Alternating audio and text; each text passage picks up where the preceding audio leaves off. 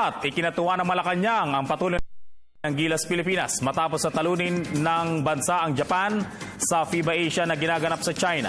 Ayon kay Deputy Presidential Spokesperson Abigail Valte, tinututukan ang naturang laban ng maraming Filipino.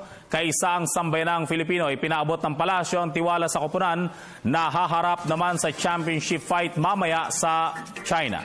Giit ni Valte, naniniwala ang palasyo na gagawin ng koponan ang lahat para maiuwi ang karangalan. Ang mananalo sa laban mamaya ang maghahatid para mapabilang sa Rio Olympics.